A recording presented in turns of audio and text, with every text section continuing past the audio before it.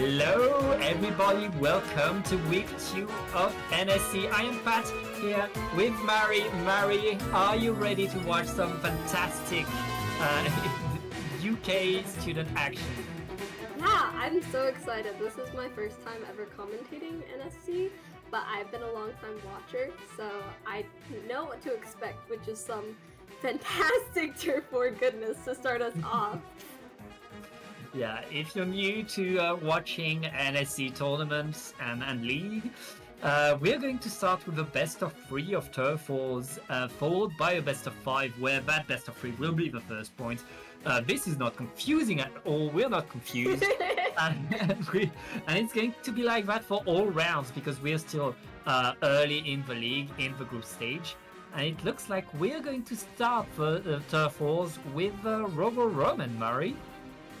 Yeah, I'm really excited to see this map. This is a favorite map on a lot of, well, it's a favorite map on Splat zones. I think it's a little bit more divided on the other modes, but yeah. I personally think this is a really well-rounded map. And I think we have some really interesting comps to see from both teams. Uwawa has had such a good history in NSE being the champions last season, so I'm just really excited to see how they perform.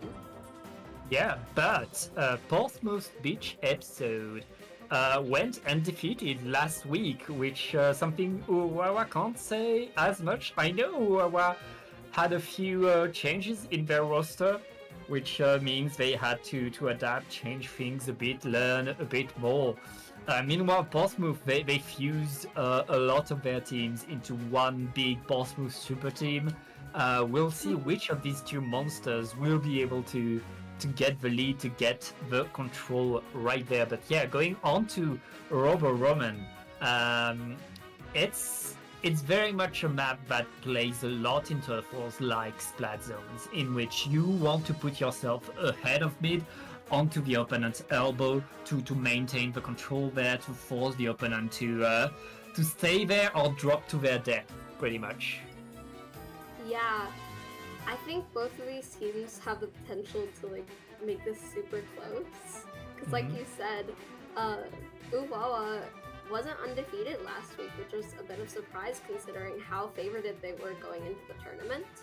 But Portsmouth Beach episode, they went undefeated. So we have kind of two titans right now. I'm not super familiar with either of the team's comps. Do you have any insight to give us on how the comps are? I know that Uwawa like to bring their Rapid Blaster with their captain pick, who is a great player, always fun to watch, and overall, if I remember as well, they also have a bow quite often, though they have changed their roster a lot. I know they're trying things, and we might see a great diversity of weapons from them. Portsmouth, they have a great blaster in J-Blast, hence the name. And the rest is the same, in which they have a long roster list, lots of different players that could come and play at a very good level, and very much watch. Anything could happen between these two teams, honestly. Yeah, they both have really big rosters, so I'm kind of curious to see who will show up to the game, because I feel like when you have such big rosters like this, it's hard to tell what comp you're gonna see right out of the get-go, because it's there's so many weapons that can be played. Yes, so many different things that can be done, especially right there in a summer. Depends on who is busy with something else. But let's get into the Turf Wars and see what these two teams are cooking right there. On the side of Portsmouth, we see an Aerospray, an L3. Uwawa is bringing us no Rapid, but Splattershot Pro and the Wellstring. Yeah, I feel like Uwawa doesn't have a ton of paint because they have a lot of really aggressive weapons, but maybe they're thinking that if they get those picks, then Portsmouth Beach episode won't even be able to get the paint down.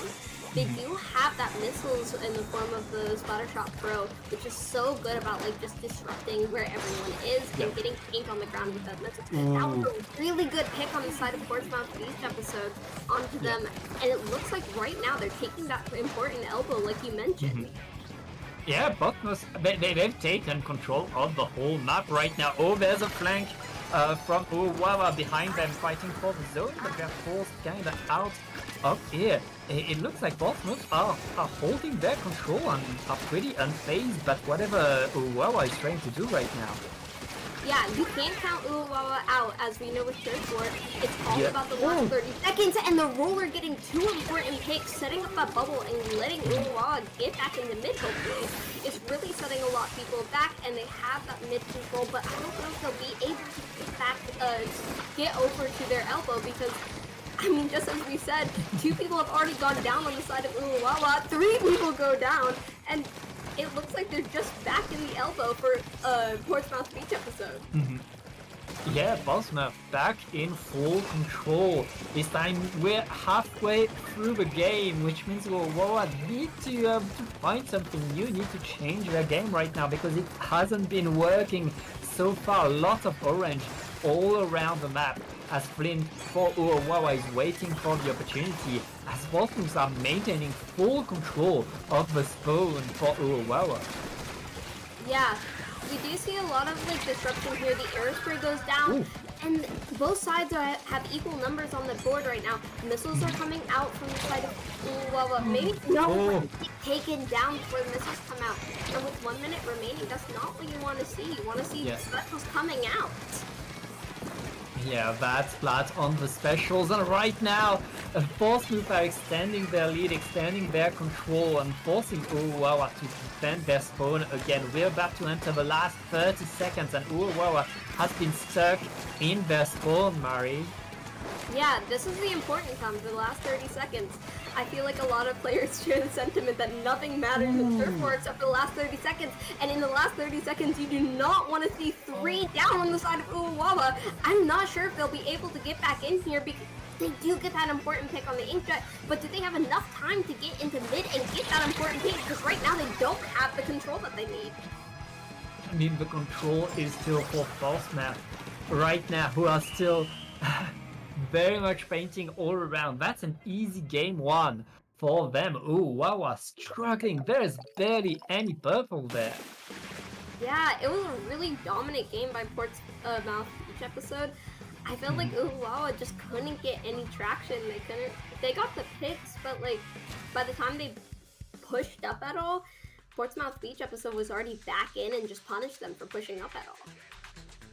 Yeah, I mean, people say that what you do early in Turf Wars doesn't matter. We saw Portsmouth really build up control over the map and use that control, use that paint all around to punish Uwawa better and better. At the start of the game, Uwawa were able to get back to mid, to get some flanks going, but the more paint there was on the ground, the harder it was going, and in the last 30 seconds, there was nothing for Uwawa to do because there was no paint for them. Yeah, if you have no traction to get in from, it doesn't matter if the last 30 seconds are what matters, because you have nothing to go in for. Yeah. But now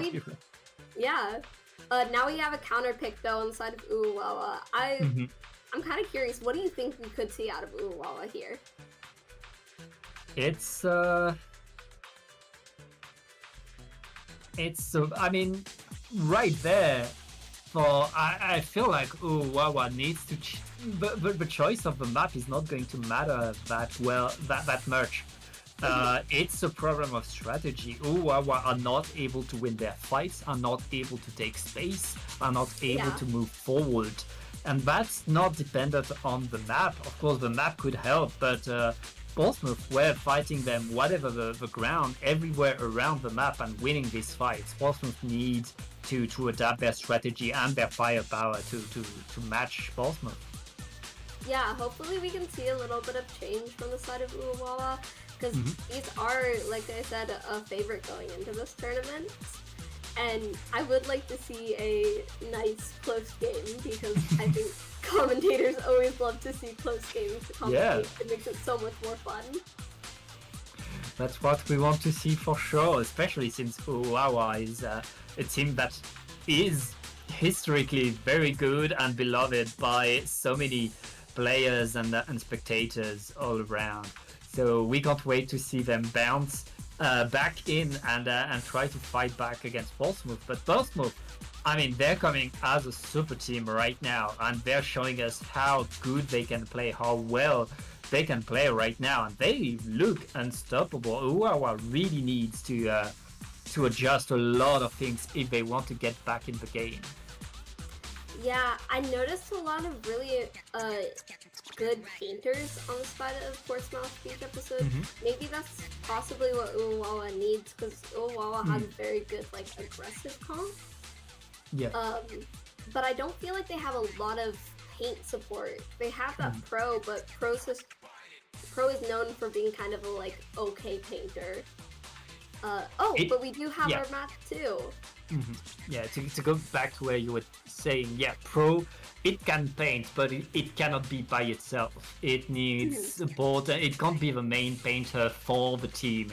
Now, on Mahi-Mahi Resort, we'll have opportunities for Uwawa to create something. It's a map that's very open. Once you're past the halfway point of the game, the water drops, and then you have many more ways to get onto mid. That will allow Uwawa to get back onto the map a bit easier, as long as they're able to win their fights. Yeah, I feel like Uwawa definitely has like the advantage for winning fights here. I'm just curious to see, because even though they did have the better fighting weapons, it didn't feel like they got the important picks last game. Yeah. What do you think that Uwawa can change going into this game? I know we already talked about like several different things that they could possibly change, but what do you think is the most important thing going into this match? I mean, like you said, they have good fighting power. They need to turn that fighting power into control, and right there they were not able to take control of the map. A lot of players were going for good fights, but they were going alone. We saw a few good picks by Uwawa, but each time that player was completely isolated and not able to turn these picks into presence on the map, into something, into some momentum for the rest of the team. Uwawa needs to organize a little bit better, and if instead of sending one player they send two, they'll be more successful in their fight, and they will be able to capitalize of the splats they're able to get. Yeah, I feel like something you don't think about in Turf War is like playing together, because it's so easy to play together in like ranked modes, because there's something like concrete to play around, like a tower or a rainmaker. But Turf War, it feels so easily to kind of just go off on your own. But we're gonna see if we have any comp changes here in Game 2 of Turf War. I think we're seeing pretty much the same thing so far. A few changes. I think that 96 gal from the side of Uwawa will change a little bit their speed, the way they play. They have a bit more range with that, with two mid-range weapons that can take some control over the map, and the tacticalers will allow them to make a few mistakes and come back faster. Yeah. Oh my god! Oh no! Somehow an entire team like from Portsmouth Beach episode, and they get immediately into their plot. But it looks like two have gone down on the side of Portsmouth Beach episode, letting Uwawa get back in despite that wipeout. But this is oh my gosh! It looks like really in control of the side of Portsmouth Beach episode again, like last game. What an opening! Portsmouth not stopping, not slowing down, and Uwawa, I mean, can have a bit more confidence, but right there, having that at the start of the game has to be pretty rough. Now they're back onto mid, they're back into that fight, and they're fighting for mid right there, but here comes the jetpack to stop them, and Portsmouth again are maintaining their control and making sure that Uwawa cannot really take control. Oh wait, that bubbler and two splats could let Uwawa finally get control of mid and push forward. Yeah, Uwawa looks like they're playing a lot more together this game. I think that they're having some trouble with that 10 umbrella, which is taking control of space so well. But they're keeping on top of things. They have that cooler letting them come back for free after quick wipeouts like the one we saw at the beginning of the game. I think right now this game is going in favor of Uwawa, punishing that one, they'll be able to punish that Rapid Blaster that's dropped, and 3 down on the side of Portsmouth Beach episode. This is looking really good for Uwawa. Yeah, Uwawa able to find some momentum, to find some splats, but they just lost 3 Oh my players. It's so rough. Meanwhile, GG for Portsmouth just painting around spawn and letting Portsmouth take back control. 40 seconds left in the game. There's so many specials ready for Portsmouth. And Uwawa with 3 players down again are struggling incredibly hard. Oh my gosh. This is just an insane back and forth. It feels like every time someone gets momentum, then like it just goes ultimately to the other team. 20 seconds left in the game, but I don't think Uwawa will be able to get away back in mid. As pick after pick is going down on the side of Uwawa, this L3 doing an incredible job holding this corner. Yeah, we see a few players from Uwawa that managed to get behind Portsmouth. Oh my gosh! Paint around, but I don't think that's enough. There is so much blue on the map, Mari. Oh my gosh, yeah, and when it goes in favor of Portsmouth Beach episode, but I did not see Uwawa get behind, and it definitely made that game a lot more closer. Here's the thing, they send their players behind to paint behind and save some paint, but they were not able to get control. They were not able to stop Portsmouth for painting themselves. Yeah. Which means Portsmouth is going to get the 2-0. They get the first point in this best of 5. We're now going to go to the ranked modes. And they showed a bit better in terms of fighting, in terms of pushing. Now the big question is, in ranked modes, when they know where the objective is, can they coordinate, can they push forward and take the points? I'm hoping we'll be able to see a little bit better stuff from Uwawa getting into ranked modes, because I don't like turf. I think that turf isn't that fun. So maybe Uwawa is the same way as me. Maybe they're like, oh, well, we're okay losing turf because that only counts for 1 game. And then we just win ranked modes and we're fine. Yeah.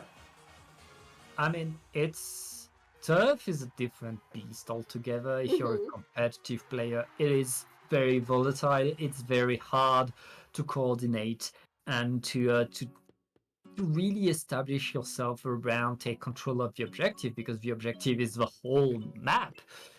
But right there, Portsmouth showed us control of the game, control of the pace of the game, and on Mahi-Mahi Resort, the map they chose, they were able to do a bit better to counter a bit of Portsmouth, but overall it was Portsmouth really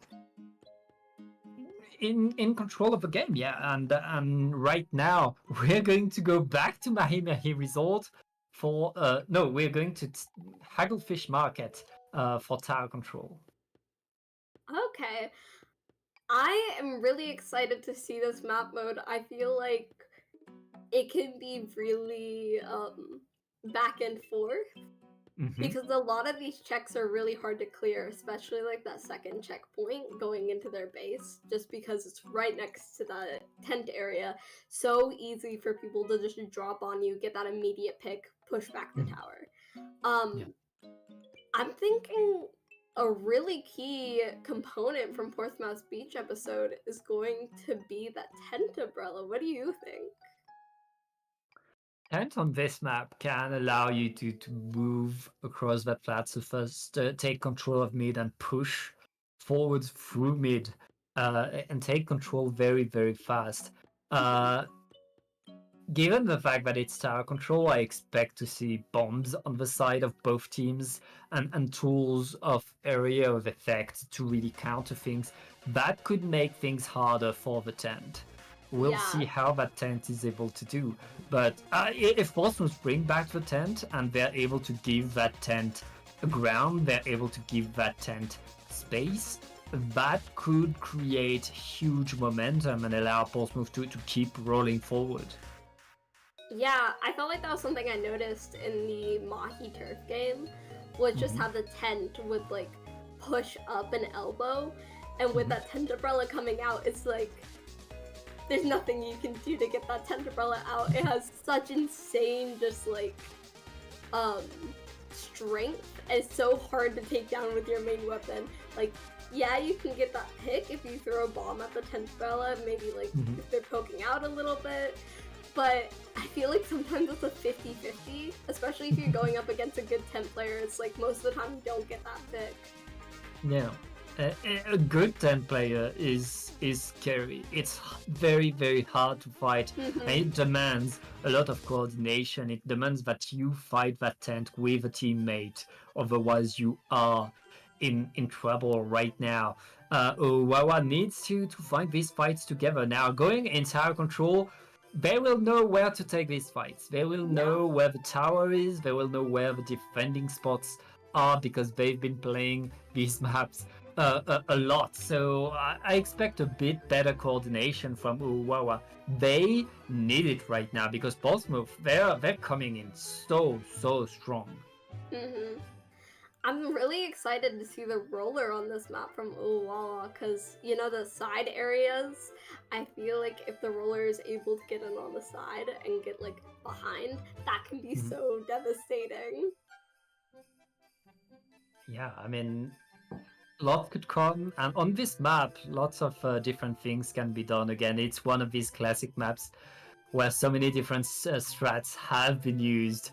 Can't wait to see. But yeah, again, Portsmouth riding the momentum right now, showing us how strong they can be. And pay attention to that arrow spray that they've had.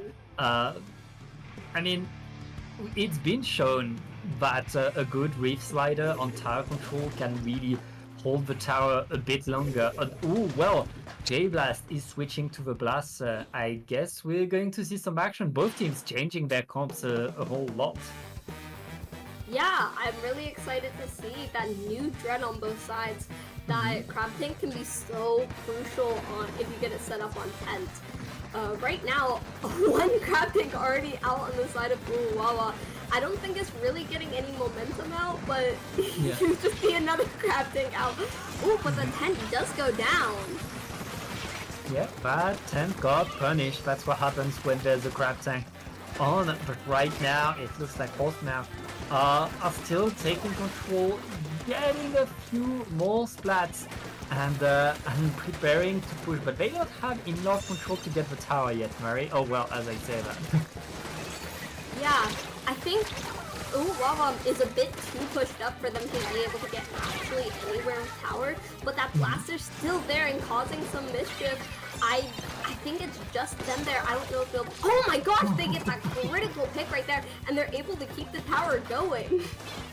Yeah, J-Blast keeping the tower next to the checkpoint allows them to really force Uwawa to wait a bit before pushing back into mid, which means Portsmouth will have control of mid when Uwawa fully respawns. And right now we see the crab tank maintaining presence, maintaining control for Portsmouth, as J-Blast is going behind everybody and getting a double with a splashdown. That was an insane double. I don't know how they got behind, and that splashdown was just so critical in getting that crab immediately. It looks like Azuka is coming out from the tent right now, but no one's on tower to really be able to follow up with that to get the checks. But they are on tower now. I think they'll be able to get this check down, and with that crab tank set up, they look like they have a lot of momentum to be able to get a lot more points here. And the first checkpoint is broken. We are getting to the second one right now. Uwawa able to defend, able to hold and deny the second checkpoint, letting the tower reset. That's going to be Portsmouth moving back, waiting a little bit more. Good defense by Uwawa, not letting the second checkpoint be reached. Means they still have a lot of opportunities in this game, and we're only halfway through. Yeah, that punish on the roller is not what you want to see though, especially when you're trying to get your way back in the mid to go down. But I think this is probably going to be another opportunity from Portsmouth Week episode to push here, unless they have anything to say about it. But I do not think they are able to, because people are just going down and down with that 10th umbrella pushing up right now, letting them take a lot of space. Yeah, it looks like both now are back on the attack with 2 players down on Uwawa. That's going to be a big push incoming. Tabri not finding much with Bazooka, but able to activate the tent on the ramp. Both now not stopping this time. They're at the checkpoint, and with the grab tank, I guess they're gonna get through it. Yeah, they cleared that second checkpoint, which is so hard to clear, especially when you haven't gotten into mid yet or pushed the power points at all. They're able to get to that third checkpoint, get a little bit extra points, but they do go down. So coming back in the mid, that roller gets that important pick, but the roller does go down. Wait, they went down to 8 mine, oh my gosh.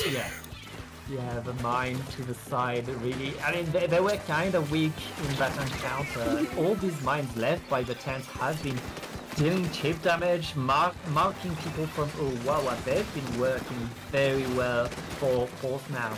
And right now, all players from Warwick will need to create a great push in this last minute, but it looks like it's Portsmouth again getting on the tower and attacking. Yeah, they do have that bubble setup, which prevents them from pushing up too much. But I mean, it doesn't do a ton when you already have like a massive point difference. Ooh, the crab tank does go down and another go down. They're able to start scoring points here. They have to get something crazy with 30 seconds left in the game to be able to get a massive push off of this. Well, we're trying to get some momentum there at the checkpoint with 25 seconds left. Portsmouth will concede that first checkpoint now. All they need to hold the second one. They don't want to. Oh wait! 3 down. Sneaky is forced out with a pencil. He's jumping away. Oh, Wawa is alive, and that's the checkpoint. They only need to say, that was close. That was close. Yeah. Oh my gosh, that was an insane comeback from Uwawa, but I think that's just so hard to get past that like second checkpoint, because like even when you clear it, they have such good positions to just safely with that like dread, they're just able to slosh at you without any danger and get you off tower. But oh my gosh, they made it really close there after just a dominant game. Yeah, I mean, oh wow, right there. Had they gotten that push a minute earlier, they could have waited a bit. They could have gone more solid, but because there were only a few seconds left until the end of the game, they had to go in. They had to give it their all. They had to make it work now. And the cards were not in there. Too little, too late for Warwick. Portsmouth is going to get the second point. They are now up 2-0 and on match point, Marie. Yeah, there's always the potential for a reverse sweep, which, you know, I would love to see happen. That would be such good fun to see, especially in this round 1. I feel like we saw so much promise there from Uwawa. I think they'll be able to take this game, but it's definitely going to make it super close considering this is match points. Yeah, and I mean, Wawa are keeping it alive right there. They're showing us they can fight, but it's not looking good for them. It's not looking good for them at all. Portsmouth has been adapting, getting better and better, and right now, Wawa, after again going on their counter pick, losing right there, not able to get that comeback, are in trouble because now it's their final counter pick of the set. They need to win to beat Portsmouth here on their last counter pick, and then they need to beat Portsmouth on their counter pick twice if they want to win this set, which looks pretty rough for them given what we've seen so far. But nothing is impossible, Marie. Nothing Yeah. is impossible. You can stay hopeful if you want, and we hope to see more games. These are still two great teams that we enjoy watching. Yeah, and I mean, like, after you get so close to the end of at an end of the oh my gosh, at the end of a game like that, I Yeah. feel like you can kind of take it two ways. There's Mhm. the like negative, like, oh, we got so close and we didn't get it, or you can take it as like we're improving, we're warming up, we're getting into it. Like, that could be a showing of something really good going into this Zones Manta game, which is not something we see that frequently. What do you think of this map mode? I love Double Zones map. I like the dynamic they add to the game, the fact that you have to push harder in order to take control of the zones, in order to apply penalty and score points yourself. I really like to see these double zones maps in action. Manta Maria, of course, is a very long map where there's a lot to do, where it can be hard to get back to the zones because there is so many obstacles in your way, so many ways to defend it. And both teams are going to need to find ways to fight around these ledges, around these walls, if they want to take control, if they want to be in here. And we'll see how they're able to do that. Yeah, I feel like one of those ledges that you mentioned that's so important is that bunker area. If you get to the other team's bunker, that's so hard to push into, especially if you have like a dread slosher in there. Ooh, that's so tough to get into. But I'm excited to see these comps. It looks like we have pretty similar comps coming out. Oh my gosh! Wait a minute, I changed my mind. Ooh, wow! Bringing a paintbrush and a big swig roller. That's going to be. I mean, that's a different way to play. That's a change of pace. We'll see if that works. I guess Uwawa really going with a curveball, trying to surprise Portsmouth. Right now it's 2 versus 2, and the Reef Slider is going to take a splat right now. The Aerospray is going to take control, and Uwawa will need to organize a push. Yeah, they're already getting set up in that important bunker, taking a lot of space here. Missiles coming out on the side of Uwawa. Maybe they'll be able to get in with this a little bit as two people are coming into the bunker, clearing it out, which we'd love to see. But it looks like two people have already gone down on the side of Uwawa. I'm not sure if they'll be able to really get anything out of this as the timer just keeps ticking down and no one's in mid to be able to get any positioning off of this. Well, Uwawa surprised us. Portsmouth are not surprised, are not worried.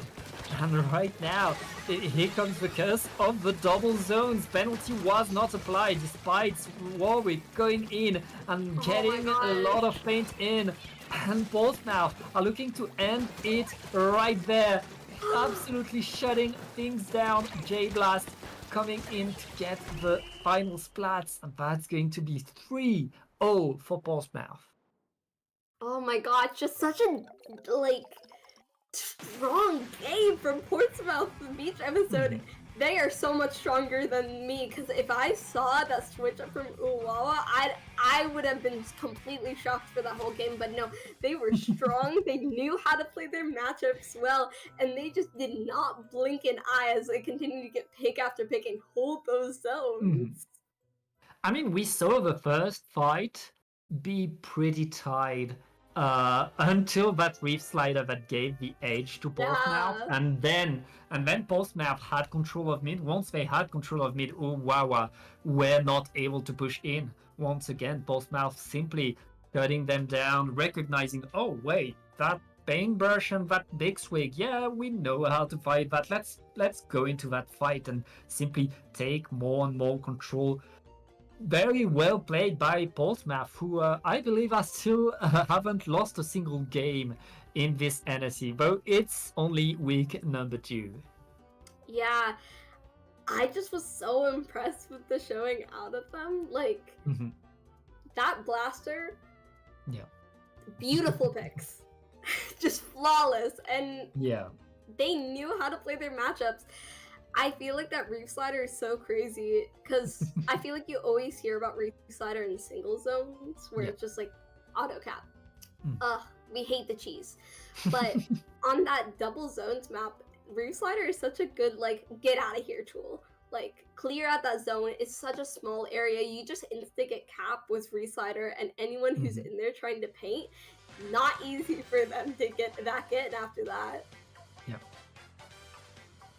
But yeah, that's going to be it for round 1 of this week. We'll take a short break and we'll be back with round number 2 and more action here on NSE.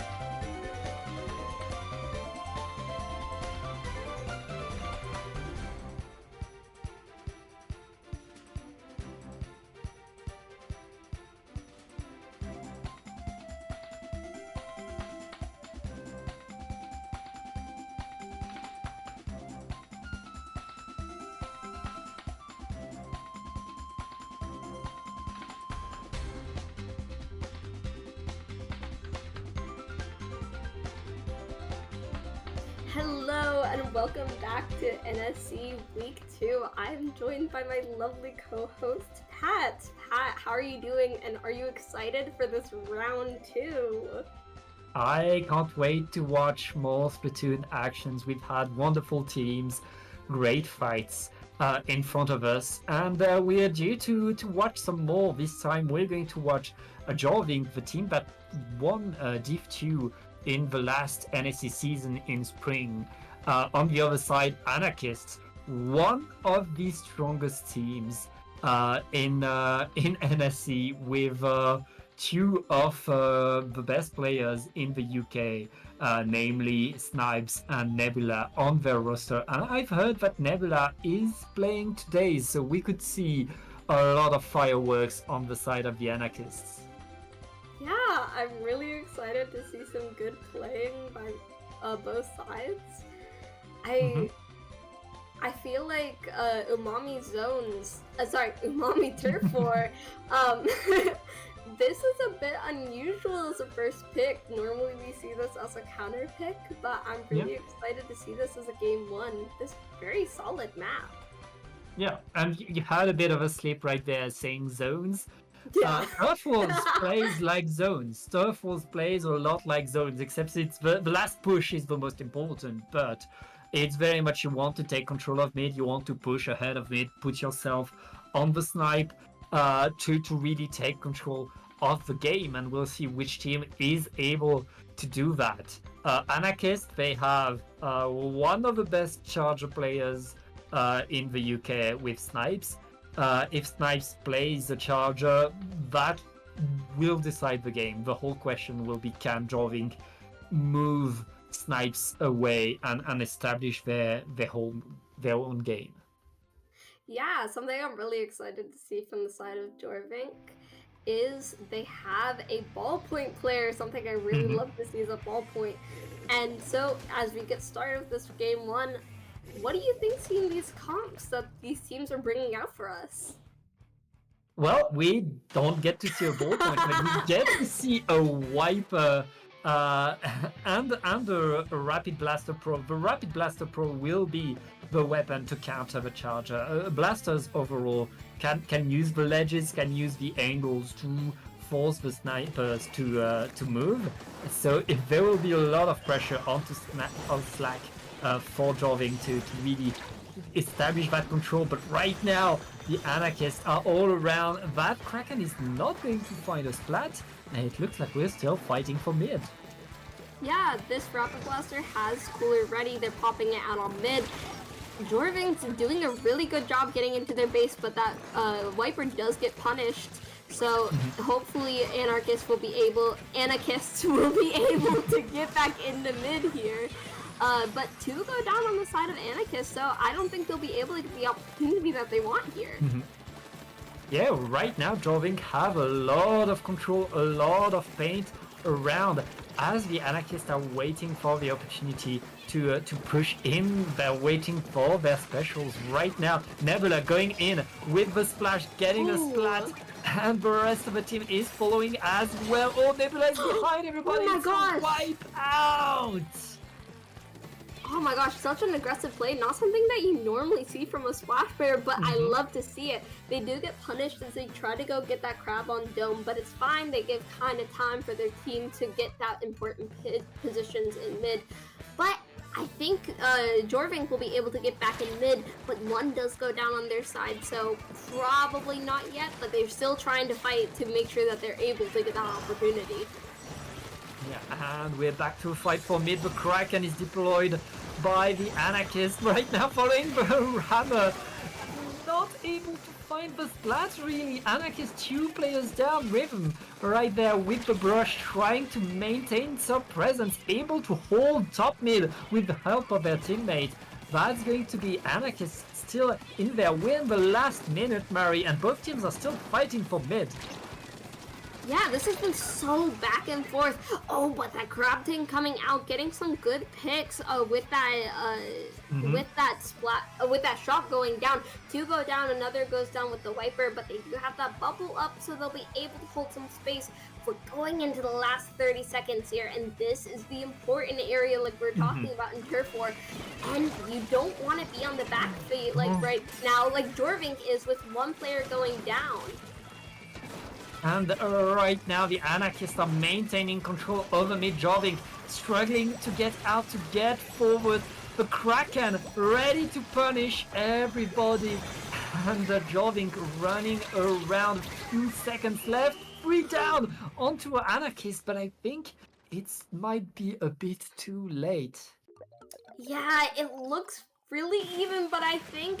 Okay, yes, Anarchists got it by 3 points, but...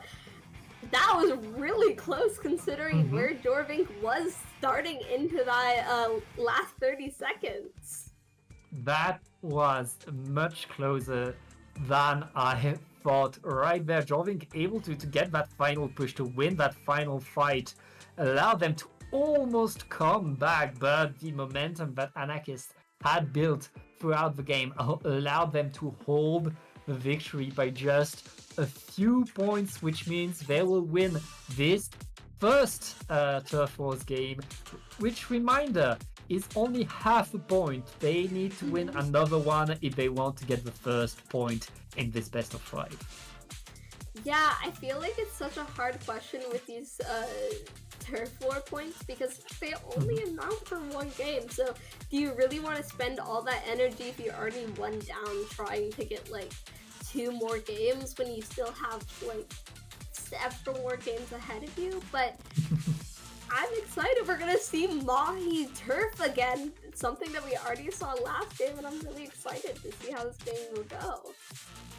Yeah, Mahi-Mahi result. We've seen this map be counterpicked in the previous set.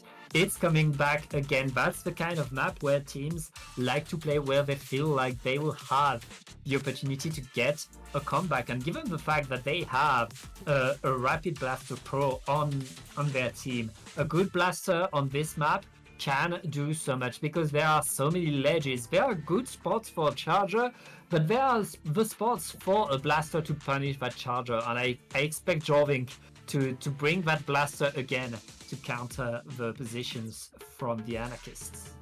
Yeah, I'm really excited to see.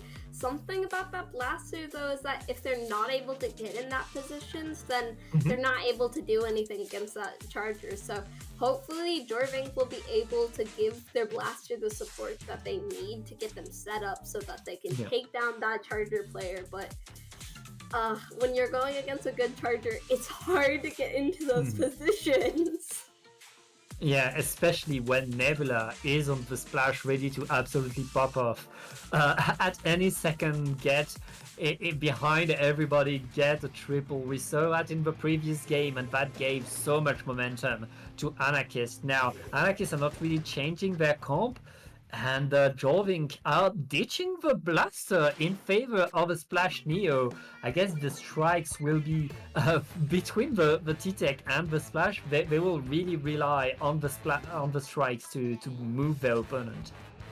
That's one way to get a charger out of position. Striking them so they can't get positioned at all is one way. But if they get you before you can even get the strikes out, then you have no answer to that. Snipes doing an incredible job set up on this top mid, getting those picks, and they have that crab at the ready to be able to get anyone if they go close.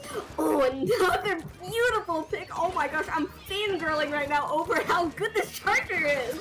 I mean, Snipes is going to try to stay here the whole game. The bubbler by Copper right there is not enough. It's already shredded and they're forced to drop away. Respect the charger right now. The Anarchists are still in position and Snipes is still there. An absolute menace, not stopping and even moving forward. First minute is already the Anarchists taking full control of the map. Yeah, Anarchist doing an incredible job making sure this game's not as close as the last game was. They're just getting pick after pick. I feel like Anarchist just... Jorvink can't even push out of their flat right now with how much pressure is going down. Even as the strikes come out, nothing is happening from these strikes. Yeah, and right now, that's a lot of players down. Nebula activating the crab tank in mid as the water is dropping, getting a double. Big battle, triple, it's a wipeout. And now Anarchists, they got lots of space to paint for more special. It's going to be so rough for Jorvink. Yeah, with that water level going down, it just gives the sniper so much more positions to get snipes, as we just saw another person going down on the side of Jorvink. And when you have a sniper staring into your base, you are in a top position, and I feel so bad for you because that's not a position I envy. Snipes are right there, getting more and more points. Oh, the bounty shot for Wiper! And now the crab tank to stay right there. Anarchists, with 40 seconds left in the game, still are in full control. Yeah, these are some impressive snipes coming out from Snipes. No wonder that they're one of the best players in the UK with these snipes. They're able, it looks like Jorvink's trying to go for a play here, but when you only have one player down and their bubble is stuck under a grate, so it's not as top volume, in the last 15 seconds, you are not in a good place, and I do not think they'll be able to bring this back. I mean, Anarchists, it was close in game number 1.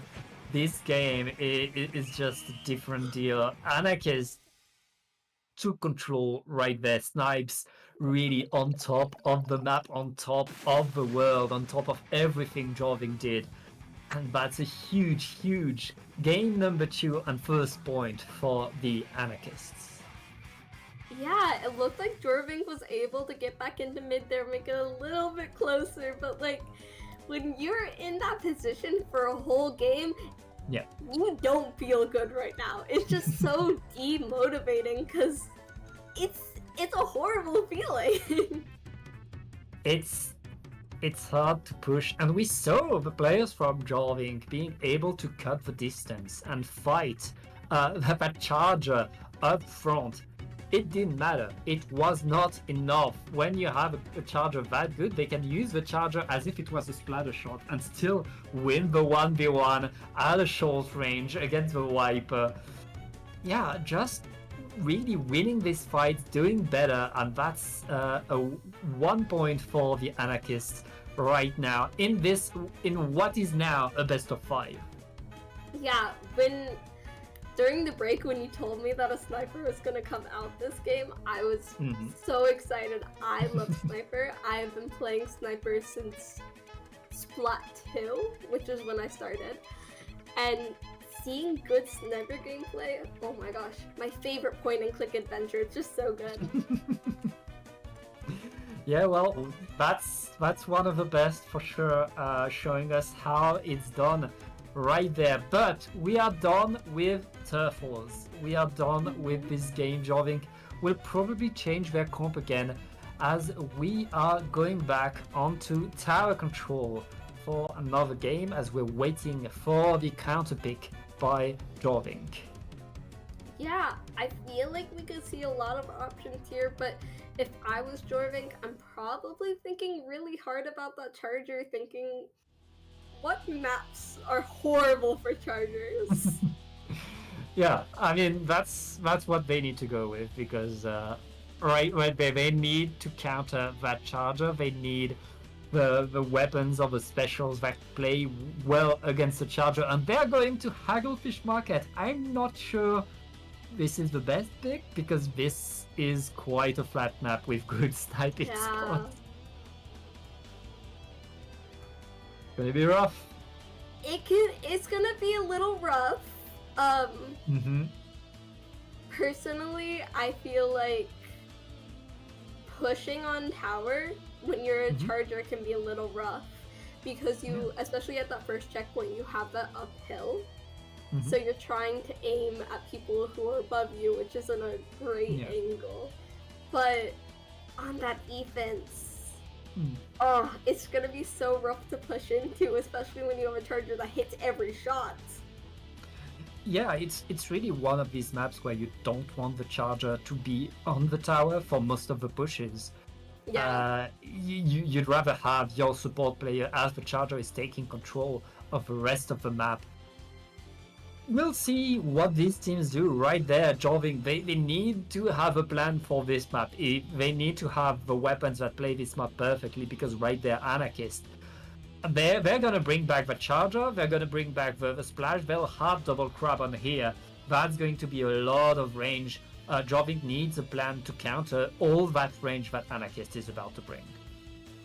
Yeah, I'd like to think that if they're counterpicking this, then they have a game plan. You know, they have a lot of potential. Maybe we'll see that blaster again with the Rapid Pro. That can be really strong with getting chargers out of positions, especially if a charger's set up on defense. Like, if they're on the tent area, coming under the tent, just getting a quick little cheeky pick on them, that would be really good. But I'm really wondering what Jorvink's cooking for us this match. I mean, they have to cook fast because it's already 1-0 for the Anarchists, and they've shown so much speed, so much momentum in what they've done in that Turf Wars. This felt like that second Turf Wars game, it felt like there was a KO at some point. Yeah. It would have been a KO in a ranked game. But Jorvink now planning to come back in the ranked mode on tower control. We'll see what weapons they bring, what they plan to do, and Snipes is going away from the charger, bringing a Rapid Pro. Meanwhile, it's double blaster on the other side. I guess we are playing tower control because there's 3 blasters on the map. And a machine. We are seeing so many blaster gameplay. We're also seeing a lot of bucket gameplay with double bucket on the side of Anarchists. I'm really interested to see what they'll be able to do here, because that Booyah can be so good. Cooler's already coming out for the side of Anarchists, and they're pushing up, already getting 2 picks with just that shot left. They do get a few picks with that Zuka, but no, I think this is going to be a really good first push in the first 30 seconds for Anarchists. I mean, right now the Anarchists are pushing very strongly, Jorvink waiting, biding their time, and able to defend a little bit. They conceded the first checkpoint, but the second checkpoint is well defended by Jorvink, who are now still waiting for a way to get back in there. The Tacticular is deployed. That should allow them to get back into more fights and get a few good trades. Anarchists kind of forced out right there, not able to push to the checkpoint yet. Yeah, but as there's only one person left and all the rest of Jorvink still spawning in, maybe this will be another opportunity. Not if the Zuka has anything to say about it, though. But just right now, Anarchist is doing an incredible job keeping up the pressure no matter how many people go down. And with 2 players down on Jorvink, Anarchist should be able to push to the second checkpoint this time. Clone going in with the shot, getting a double and pushing to get more. It's a trade for the wipeout, and we're past the second checkpoint. Anarchists, with more and more momentum, are still pushing in and are now at the final checkpoint. Yeah, looks like Witch is able to get in on this tower, moving it back a little bit, but they have to push back because all the members of Anarchists are jumping back in, getting that momentum back up. Right now, there's no tower moving. Maybe this will be opportunity for Jorvink to push them back, but no, Anarchists is just doing such a good job keeping up that pressure, getting those important picks, but bubble setup under 10, that's really good for Jorvink to be able to take back some space. Yeah, that bubble is getting some time to Jorvink, allowing them to stay here, but they lost 2 players again, and Anarchist is back on the attack right there. Nebula to the side with that machine is going to take a lot of control winning this fight. Huge move by Nebula right there. We're back to checkpoint 3, and Anarchists are still in control. That's going to be okay. Oh! Yeah, oh my gosh! Yep. They Yep. had to keep it interesting. They had to get those final picks for the wipeout. But oh my gosh, that was just such a dominant game from Anarchists despite the comp change. The game was on one side of the map. There was one fight formed at the start of the game, and then the rest of the game was Anarchists pushing over and over and over and over and getting the KO with non-stop push, and Jorvink able to win a few fights, able to deploy some specials to get some control. Anarchists were respecting that, were moving back, and then getting back in the second the bubbler was done. Yeah, I feel like a hallmark of a good team is just how much pressure do they give up when they go 2 down, maybe. Yeah. You saw that from Anarchists. They go 2 down and instantly move back a little bit. Not much space given up, but a little bit of space given up just so that Jorvink can push up. And then by the time that Anarchists have their teammates back in, jumping in, they're able to get that easy pick on Jorvink because Jorvink's pushing up right into them. That was just like a masterclass on how to do offense when you're down in disadvantage. And oh my gosh, I'm just in awe. Yeah, Anarchists, very strong, very, very powerful as a team right there, not relenting. And all 4 of their players had good pop-offs, were able to get in, get the splats one after the other. And it's not just a matter of mechanical skill, it was really the coordination that they showed that allowed them to really stay on top of every fight, take every fight with the upper hand, and really allow them to push in over and over. And now they are on match point. Jorvink, they need to adapt, they need to change something, and they need to go to their last counter pick, Marie. Yeah, I'm really interested to see what they counter pick here. After their last counter pick kind of was a oh my gosh, it was just crazy. It was a quick explosion, game over. Yeah. I think if you're looking for a counter pick, there's nothing that you can really think about if you're Jorvink, because at first it's like, do we want to pick around the charger? Yeah. And then you pick and the charger just changes and the charger still does good on another weapon. Yeah, I mean, players like Snipes and Nebula, they can pick whatever weapon they want. They're gonna be the best player in the lobby with it. That's what they're able to do, and right there, they're on the same team with that same ability to just play anything at a top level, which makes them incredibly dangerous. Now, going into Splat zones, we're going to go on to Mahi-Mahi, a map with a lot of ledges, with a lot of ways to hide through, to sneak your way past. That's a map for comebacks. That's a map that allows a team to get back onto the zones, and I think that's probably the best bet for Jorvink. Yeah, I feel like this is a really solid pick from Jorvink. It's a really nice neutral map. You can get away with a lot of different weapons here. They all do really well on this kind of map. I'm really interested to see if Jorvink will change anything. I don't think they changed anything last game with their comp, if I'm not mistaken. They didn't have a double blaster in Turf Wars. That's true. If they had double blaster in Turf War, I'd be a little worried. I'm not sure they'll bring that back, though. I don't think so. I think we'll see one blaster come back because it's Mako, but I feel like they need a bit of paint. They need a bit better. Double blaster for tower control is justifiable. For zones, even if it's on Mahi-Mahi, I feel like 2 blasters is too much, and you'll have trouble establishing control with you'll lack some paint probably. Yeah, you're gonna really need to worry about that paint control here.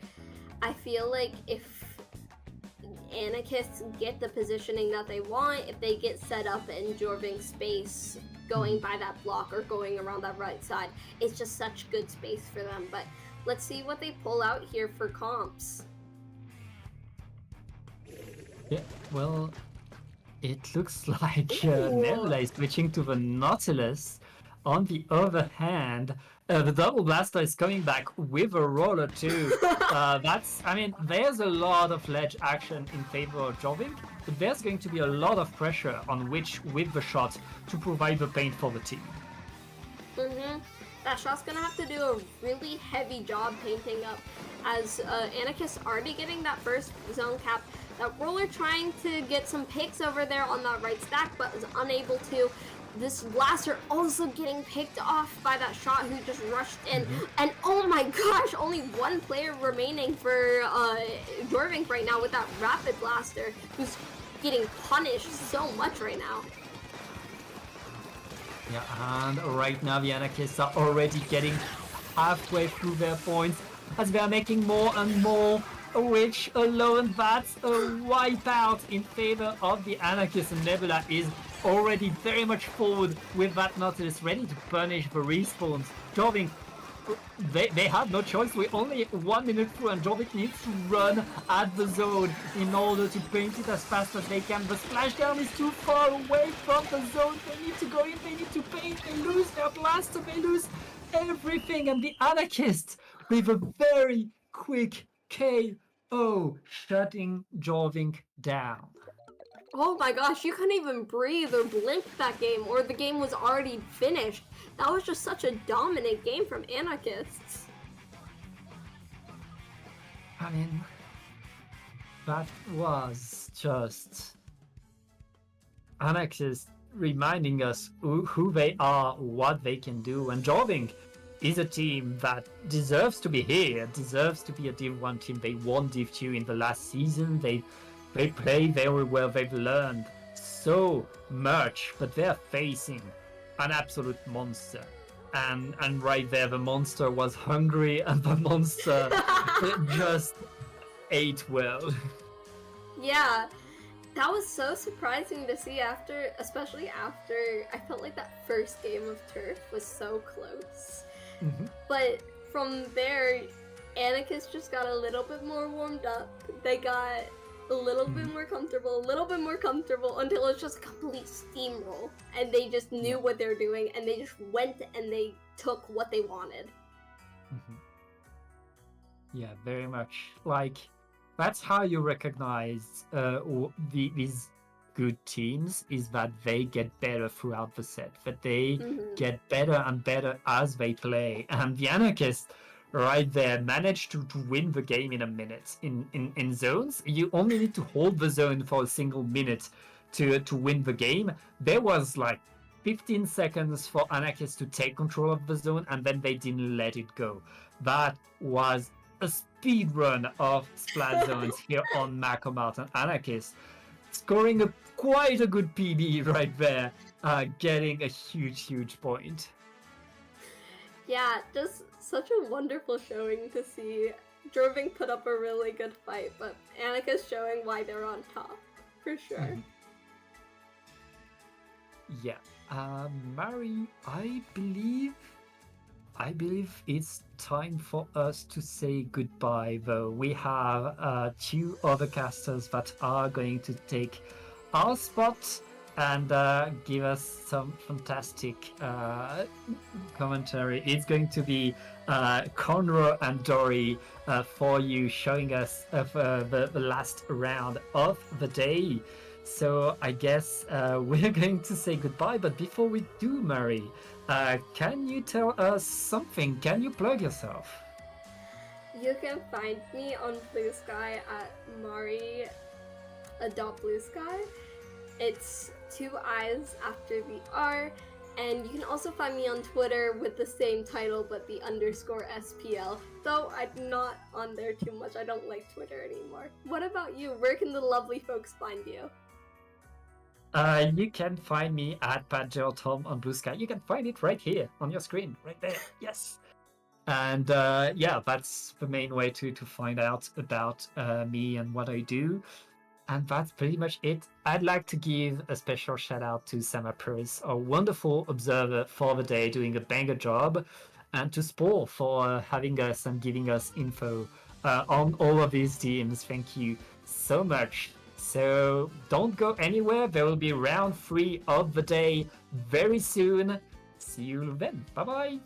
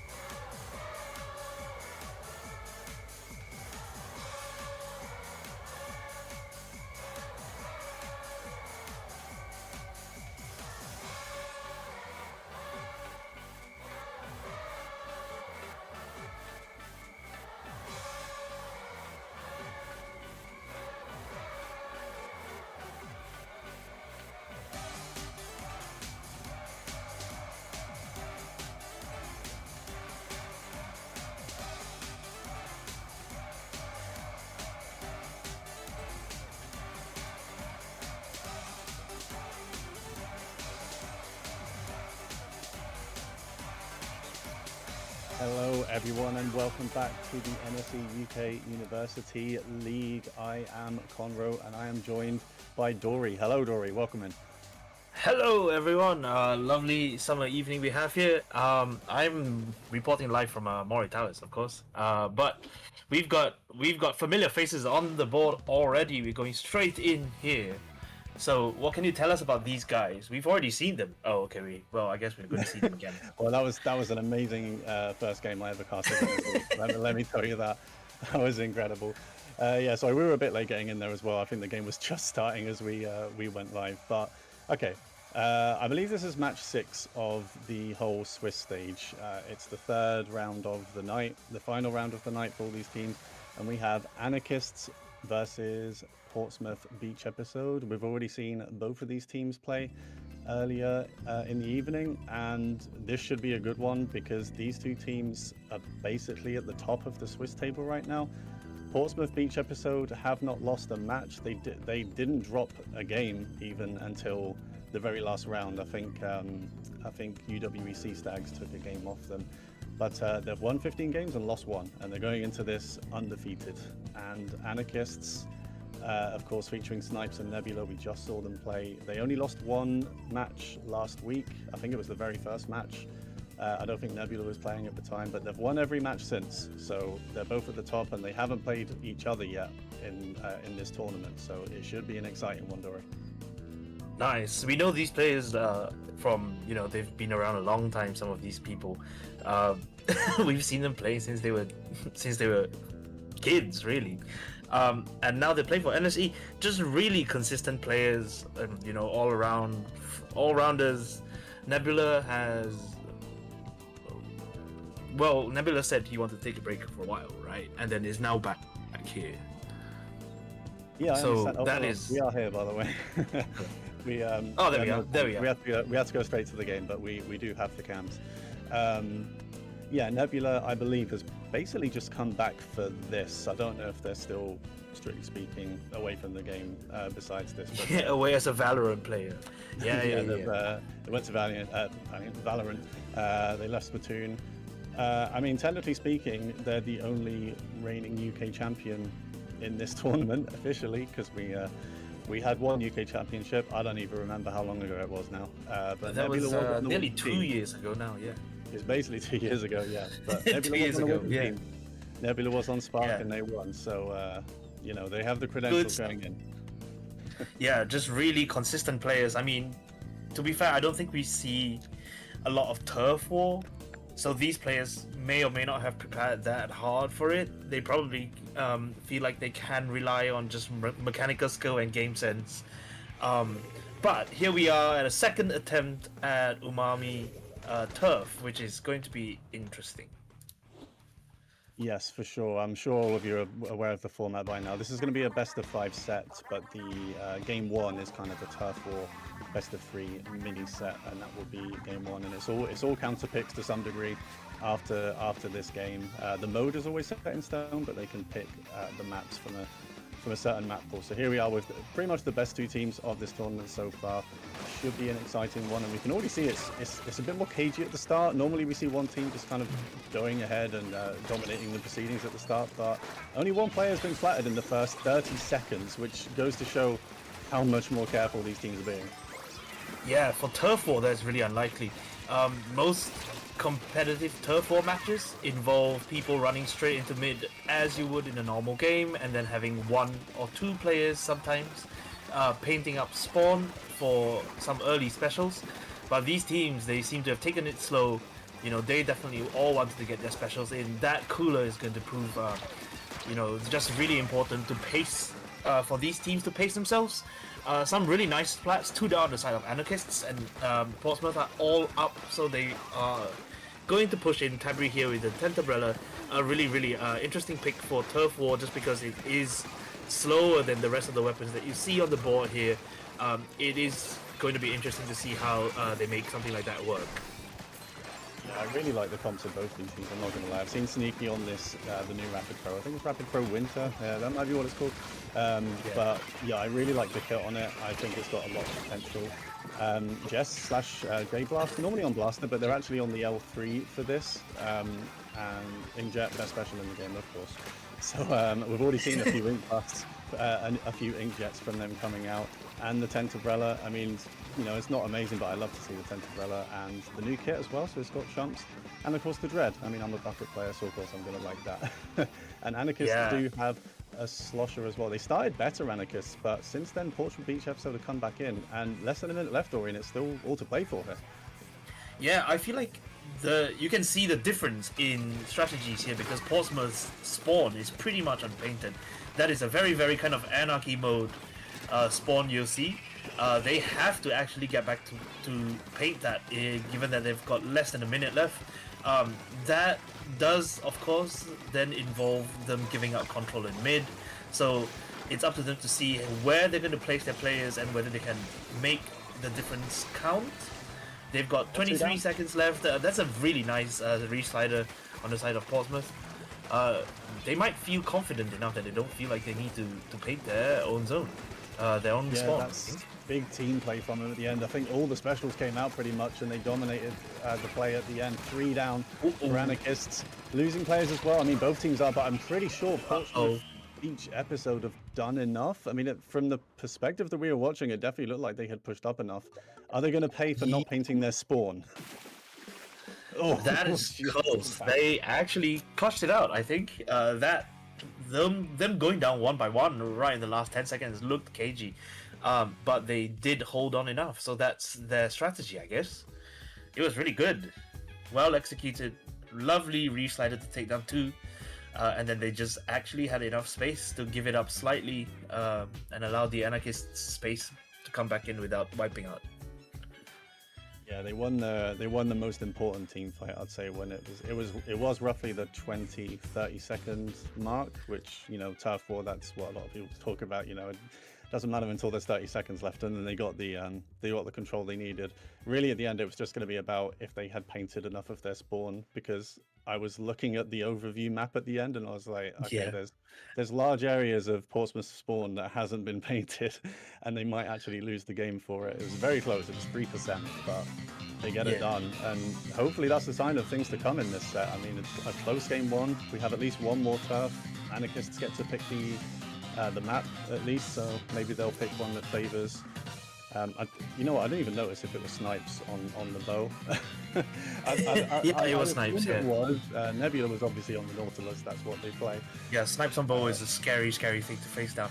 I mean, I did think that the not painting spawn could come and bite them in the arse, but it's good enough. And I do think, you know, the Western scene doesn't really play turf war that much. Unlike, you know, we don't have a structure like Koshi to do that. Unlike with the Japanese players, but I'm sure the top players here have all studied Koshin games. They were on World Championships last year. Things like that are going to make a difference just in the kind of game sense and time awareness. The turf war games are shorter. The music does change, of course, so that tells you whether you have 1 minute left. But 3 minutes is a really, really short time, and unlike Anarchy, you really cannot wipe because you give up so much space, and then the time just keeps ticking down. Yeah, exactly. It's definitely a different kind of game mode than what a lot of people are used to. I mean, me as well. I don't really play turf war too much. I do play the Splatfest when they come around, but the final minute music, I don't think I've even heard it 50 times total. It's different from the Splatfest one, you know, and I just haven't played yeah, that's true. much casual turf war, but yeah, I mean, I don't dislike turf war. I just prefer the other modes, but I definitely think it brings something different to the table. You know, I think it has merits, like as a competitive mode. Some people might disagree with that, but I quite like turf war and how different it is. I wouldn't want to see a tournament just of turf war, but you know, I like this setup where it's just game 1 and they play a few turf war games just for a point. Yeah, having it in the mix is really quite nice. It is the bread and butter of the game. You know, as competitive players, we do forget sometimes. I think it's quite easy to forget that the vast majority of the players just actually play turf war.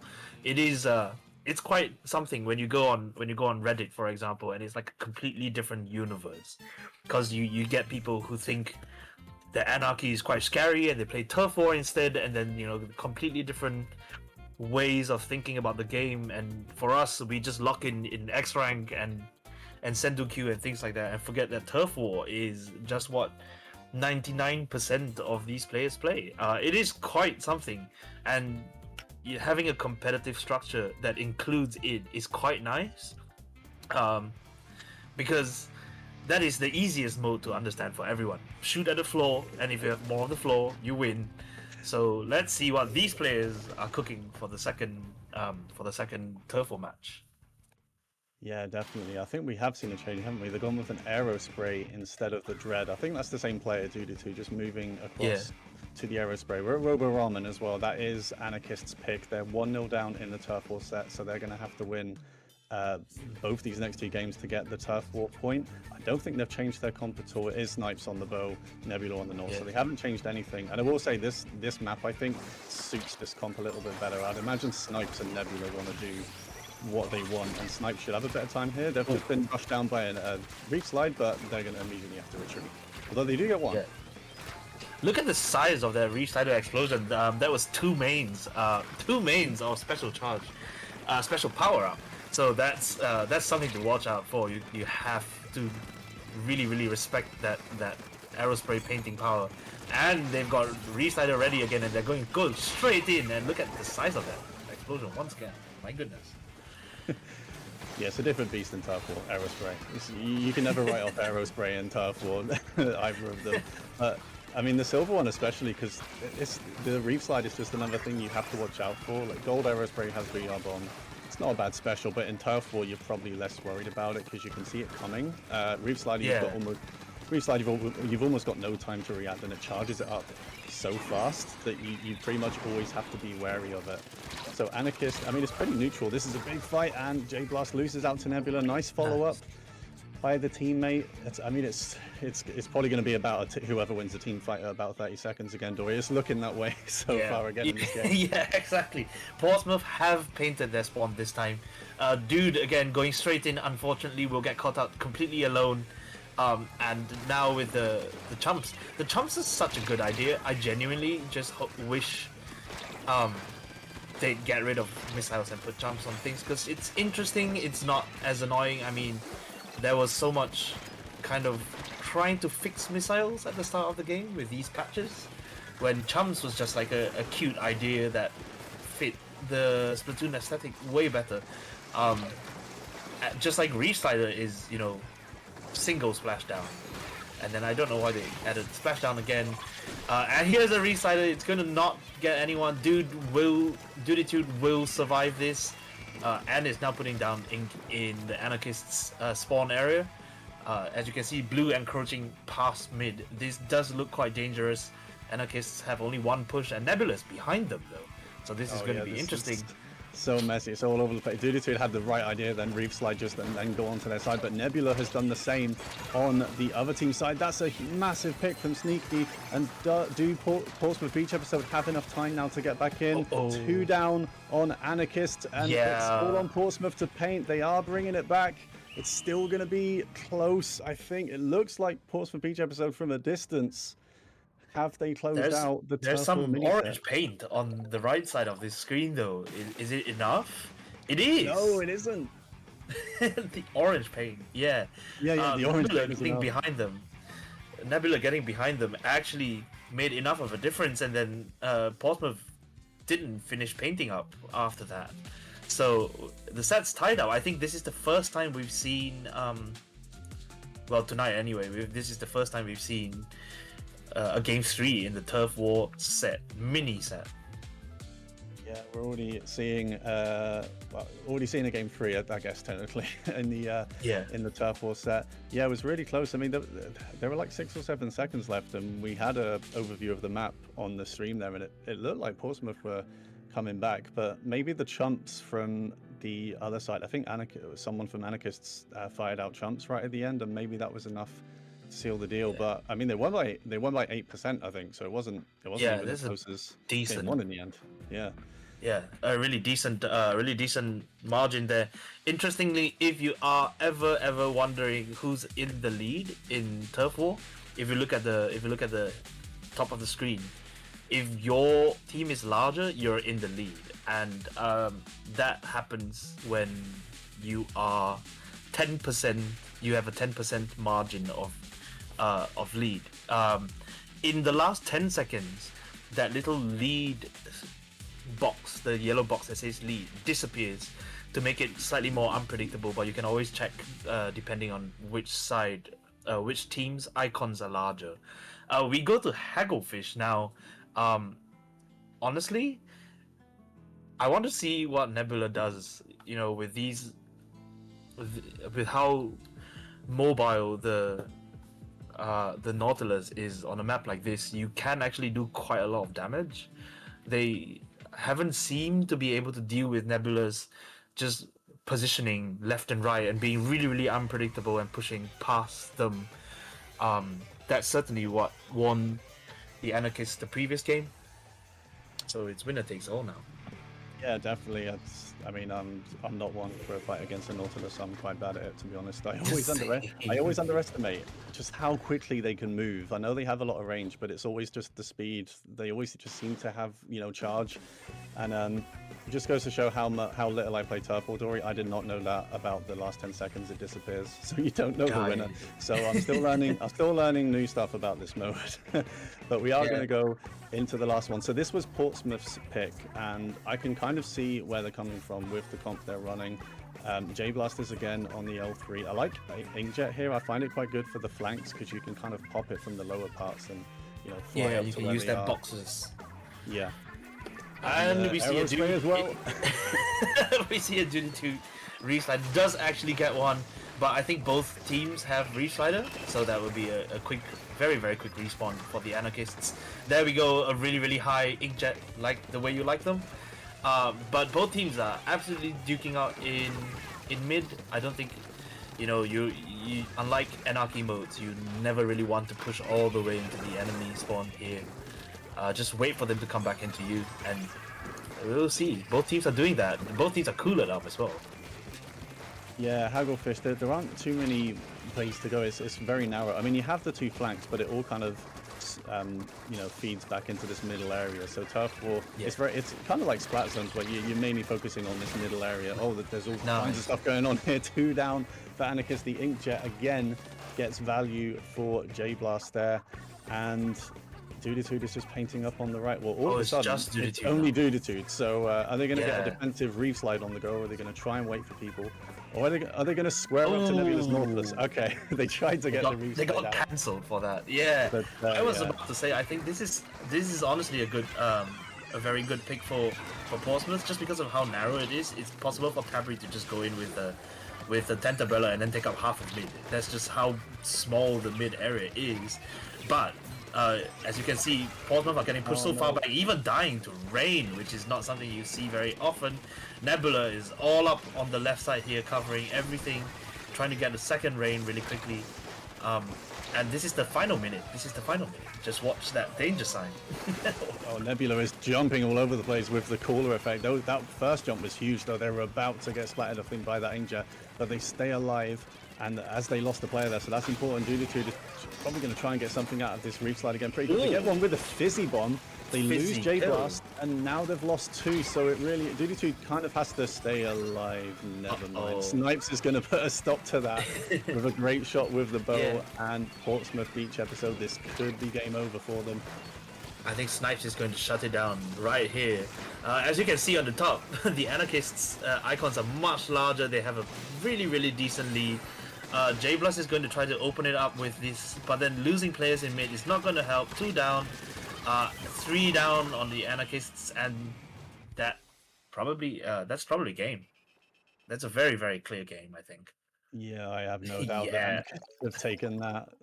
There was a little spot of hope there for Portsmouth Beach episode towards the end with the reef slide taking out the slosher, but they couldn't follow up with anything after that. And Anarchists, after losing game 1 of the Turf War mini set, they win 2 in a row, which means in the overall best of 5 set, they are 1-0 up. And that's only the second game that Portsmouth Beach episode have dropped in this whole thing. Yeah, this is going to be very, very interesting. I feel like Anarchists are going to want to take very, very good encouragement from that. They probably know that Portsmouth didn't practice this as much, but a point's a point, you know? And being one of the two teams to take a point off Portsmouth is huge. So, I mean, it's not like Anarchists are weak players by any stretch, you know? But this is going to be very, very interesting as it plays out. Hopefully, it will go to, something that's a bit more interesting than the sweep. Yeah. Yeah, definitely. I mean, we'd hate to see a sweep at this point. I mean, Portsmouth each episode have won at least one game in turf war, but I mean, they absolutely have it in them to win more and potentially win the set.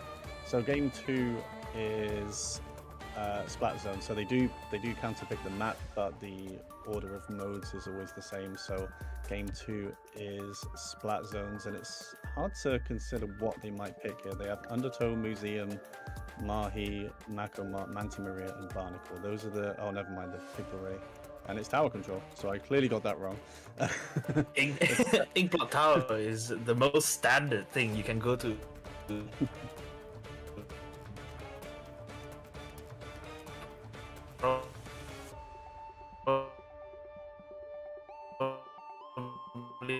Like hunting things, and I feel like watching Nozzle Nose is certainly the highlight of this week's gameplay for me. Just an interesting, unusual pick that J Blast Jasmine is making work really well here. Yeah, definitely. Tower control. J Blast is definitely going to go to a blaster if they are playing that, I'm pretty sure. Yeah. And yeah, they'd be much more comfortable here. And yeah, it is going to be interesting to see. I mean, Anarchists definitely at full strength now with Nebula and Snipes playing. I mean, it's a big difference playing against them now. Just two very good players. I mean, I'm pretty sure when Nebula won the UK champs, Snipes was on the opposite team. So you have two. Yes. You have two players that are essentially in the top two teams of the UK. Yeah. But you know, Portsmouth each episode, even before this season, they've normally been near the top. So you know, they have very solid players on their team. J Blast is, of course, the most noticeable name. But you know, they have Tabri, they have Sneaky as well. And you know, even this, I mean, they are the team to beat at the moment this season. They're the only undefeated team. And we do have a Horns Dread, which I love to see. I'm grinding that one at the moment. Florida's on the Horns Dread for tower control. It's got Crab Tank and Curling Bomb. Sneaky, switching off the Rapid Pro Winter, they've gone back to the Pencil, which is the more kind of conventional pick right now. In fact, it's Snipes. Oh, nice. Onto the Rapid Winter, and we're seeing a lot of players down already. Snipes, I don't think they had the caller out. Those two players that they lost, now the caller's out, so that's a bit of a late caller, and it should be Portsmouth each episode to get the first push at least. I think Snipes was sitting on it for a while, just because Florid and with that Crab had two early kills. Just really, really good gameplay on the left side. The player will get absolutely punished by a blaster direct. Well, you know, what can you do about that? And Portsmouth are the first ones to touch the tower. Of course, 89 is not a lead. It is now. You can't really. There's no way to get out of it, unless the enemy shoots at you. But if they don't, then you are just actually stuck in it. And that limits your movement options, limits the space you can take. It's very interesting playing against the crowd like that. Both teams fighting it out in mid. Cooler, of course, on both sides. But Nebula here, very, very nice coming around the left, taking players out. This will be Anarchists getting on the tower, probably putting some points on the board, and Nebula is just here on the platform already, such a threat. I mean, look at the speed at which these players move up. Yeah, very aggressive northwest from Nebula. Portsmouth probably going to be disappointed, to be honest. They didn't get a bigger push at the start. They had players down and they had the specials out straight away, and they're paying for it a little bit now because Anarchists have a lot of control. Two players down again for Portsmouth each episode. It's just the Pencil and the tent. So there's that's two not checkpoints. Too much aggro and 2 checkpoints done for Anarchists, and they're heading towards the last one. 2 players down again. Wow. Portsmouth each episode. Anarchists are not messing around here. They have all the players available. They've only just lost one, but they're going towards the KO. Wow. They need to get them off tower, and they're not going to be able to. Okay, well. They got on the tower all the way. just really confident gameplay for all of them. Clone was up there just being a goblin under the ledge. It was really hard to remove these players. Nebula was on the other side of the platform. You know, you can't, if you take one down, there's two more on the other side. And there was so much chip damage and things like that. And that's really hard to play against. I am probably one of the worst players against a Nautilus. I just die to them. They look at me and I explode. So I can understand that. However, Anarchists find themselves 2-0 up, and it's up to Portsmouth to well, hopefully not lose this in this fashion, you know? Yeah, it would be. I mean, they'd be sadder than anyone to lose 3-0 at this point. It would be a big statement by Anarchists in regards to the whole tournament. It probably would put them on top as the team in the Swiss table, at least. I do believe it's top 8 that go through to the double elimination bracket, which will follow this. So, I mean, currently both of these teams are on course to get that far. But yeah, now we're going to Splat Zones, and Portsmouth each episode have already picked. Classic one as well. There we Yeah, go. yeah, and I can kind of understand that with Nautilus and Bo having a bit more trouble getting around. And well, you've got the blaster, you've got J Blast, you've got Jess on the blaster is going to have a much better time here. And a Dread, I feel like they bring Snipes. Dread. Yeah, Snipes could very well just switch to a charger. No, I didn't think about that. I mean, they could do that. When you play against players like this, you know, you have to take whatever kind of fraction of probability you can against them. I mean, you are facing Nebula and Snipes, right? It's not like they're one tricks or anything. They play such a big range of players. They understand the game. They play. Well, Snipes has been playing the game day in, day out. Just like scrolling through, I sometimes go into the Sendu server and just scroll down and see who's in the voice channels, because it's interesting to see who really regularly plays. And I don't really play Sendu Q myself, but these players who are constantly striving to get better and better at the game, have appreciating the opportunity to run at each other and fight, and that's what Marco Mart really promises. Marco Mart is a big fight in mid, you know, one of the favorites from Splatoon 2 and one of the best maps in Splatoon 3 as well. The flanks are less exposed than on Hagglefish, and the verticality will be very interesting to see some slosher action on, but it really does remain to Portsmouth to shape up and put a point on the board. Yeah, definitely. It'll be interesting to see if they change comp. As you said, Snipes might just switch to a charger now, as that's where their name comes from. But yeah, if there's no change on Portsmouth Beach episode side, I'd like to see them really capitalize on the quicker specials they're getting, because if they stick with the Horn's Dread, which we're about to see, it gets Crab Tank really quickly. Well, they're not sticking with the Horn's Dread. No they're Horn's Dread. using Regular Dread. I mean, Reef Slides, Splat Zones. You can understand why they would pick that instead. Yeah, between Re-Slider and the triple splashdown from the custom blaster, that's 2 easy ways to cap zone in an emergency, and I feel like they want it. They really need it at least, because the Anarchists are already putting points on the board, and that's less than 20 seconds have gone. A really nice Trizuka, just taking off J-Blast. That's going to be huge. The Reef Slider comes in and will cap the zone, as we said, you know, just fast caps. That's what they want. Oh, Florid putting work in with the Dread. They take out one with the Reef Slide, and then they go and take out Snipes, and they get another one.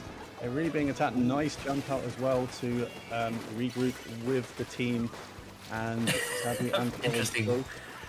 Going together. J-Blast on the right, trying to get something. The Reef Slide goes out again. That's going to go all the way into Anarchist's side. And I mean, there are players everywhere. There's Nebula's on the right, trying to make something happen. J-Blast has gone down, presumably trying to get some picks at the front. So it's a much more cagey opening. I mean, Anarchists haven't quite dominated this as they did the last one so far. I mean, they have control of the zone though, and the call is out. So now they have a real chance to push up. They have the Trizuka at the ready. That's going to come out. And one pick already. The splash down. Oh no! Splash down gets cancelled. And this is the first time anyone has put more than 20 points on the board at one go. Really nice lead from Anarchists. Portsmouth look a bit panicky. I feel like they're a little bit panicky. We saw Nebula on the left side just now, and there was no one who could really deal with it. J-Blast takes that, but Snipes is here with another blaster. That's going to make a huge difference. How did Snipes survive that? Oh my lord! Okay, just Snipes so different. Snipes can teleport. Maybe some desync from the spectator, and also Beach episode are able to recap. I mean, that was a nice recap for sure. J-Blast getting the pick, and that's when they knew that was the time to go in. And now they're starting to take a bit of control. Nice. I mean, Anarchists have the zone back right now, but they are 2 players down. And Florid, this is what I want to see them doing. Not get splattered, but this is what I want to see them doing. Pressuring the right stack, with the Dread, and J-Blast has the other good weapon for that with the blaster. Oh, I thought they chipped them already, but no, they hadn't. No. They are going to survive that. Try Zucrat again, and of course it's going to get at least 1 pick for them, and that is going to be okay. J-Blast. Oh, okay, that was a nice trade in the end. Nice double right at the end to trade out. Anarchists are in firm control again, having done a 3 down on Portsmouth. But that was very nice by Portsmouth. It is quite, you can see that Portsmouth has a very, very clear game plan that can be put in once they're in position. It does seem to work, and then you just have individual players being absolutely brilliant on the side of Anarchists. Tabri here with that Trizuka is not going to find very much value. Does stop the counter down, so it's 3 versus 3 players going left and right, and Nebula just moving even without Cooler. Just how do you shoot at someone like that? Yeah, it is Nebula. They know what they're doing on the North. Yeah, Tabri's Trizuka, they were a little bit close to everyone on Anarchist, so they weren't able to get too much value out of it. They did cap the zone back, but the penalty time is gone, so Anarchists are now very close to winning this, and J-Blast has gone down again. They're going to need something big. Well, they did. They got a reef slider. Oh, it was a reef slider, okay. I do think that their strategy is always going to be like, okay, we can stop it whenever, but we have to keep the guy. They have to keep whoever's doing that alive after the special, because otherwise you just fight a 3v4 again. Anarchists find themselves in really, really strong position. Less than 20 ticks, so that's 15 seconds to the game left. Yeah, penalty time's gone. The reslide out once again, and again it's gonna cap. But they've lost J-Blast, and the Dread goes down as well. I mean, this is why, Reef Slide is fine for capping, but if you're behind in the game, you need something better than that. You can't just keep just resliding zone and then getting nothing more. I mean, yeah, the penalty time is even less now, so Portsmouth, it's desperate times, and they've lost 2 players. Snipes is keeping this area, and I think this is going to be game, set, match. Anarchists win 3-0 against the only team that hadn't lost a match up to this point, Portsmouth Beach episode. Wow, what a statement from them in this tournament.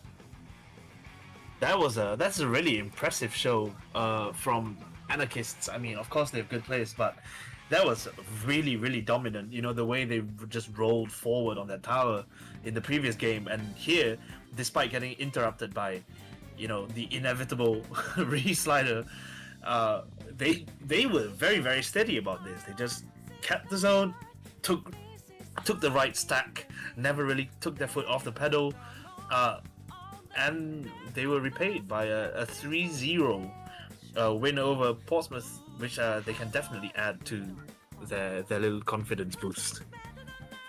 Yeah, for sure. 3-0 to Anarchists. Congrats to them. And I mean, it does open up the Swiss table as a whole. As I said, the top 8 are going to make it through to the double in bracket. And now there's no team that has won all of their matches. No team is undefeated at the Swiss stage. And I believe next week on Monday is the final day of the Swiss games. Every team is still going to play three matches that day. But 6 matches down for these teams and 3 to go. And teams be scrambling for those places. I've still no doubt that these 2 teams will make the top 8. Because they have the good players. They've both done well in previous NSEs as well. And I'd say with Snipes and Nebula on the roster, they are definitely. Anarchist is definitely the team to beat when they're both playing, because they are scary. Yeah, just the best players in the UK, holding down one team. It's up to the rest of them to challenge these guys.